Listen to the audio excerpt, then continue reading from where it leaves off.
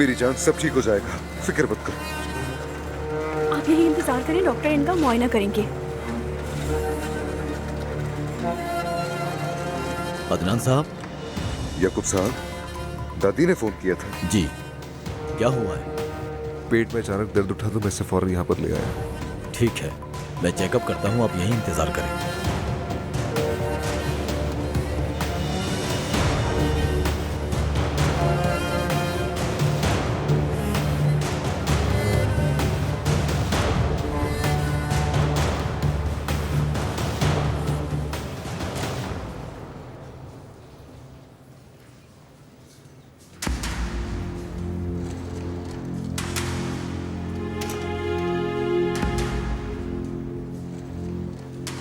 अदनान, क्या हुआ? डॉक्टर याकूब चेकअप कर रहे हैं। फिक्र मत करो, वो यहाँ का सबसे बेहतरीन डॉक्टर है। क्या हुआ है उसे? अल्ट्रासाउंड में छोटी सी गुठली नजर आई है, फौरन ऑपरेशन करना होगा। मगर डरे नहीं, ये इतना बड़ा मसला नहीं है। ऑपरेशन में ज्यादा वक्त नहीं लगेगा, बेफिक्र रहें। जो भी जरूरी हो करो याकूब। फिक्र मत करें अजमत साहिबा, जल्द ठीक हो जाएंगी आपकी वाइफ। क्या मिल सकता हूँ मैं उससे? बिल्कुल।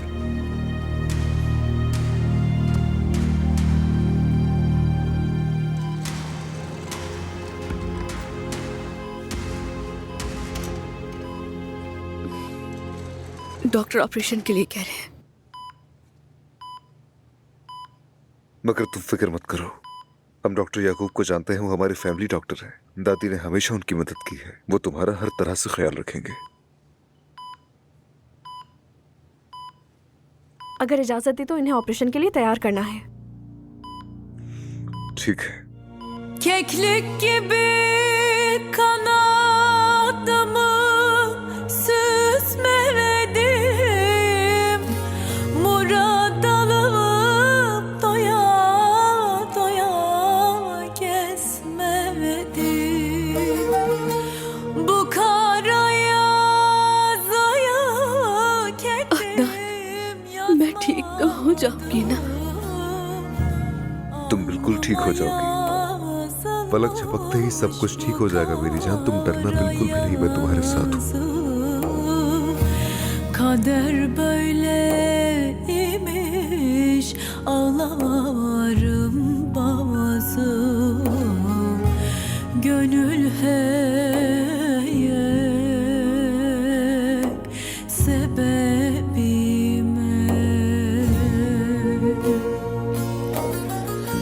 Bu kara हौसला रखो ज़मरुद। yazıyı kendim yazmadım.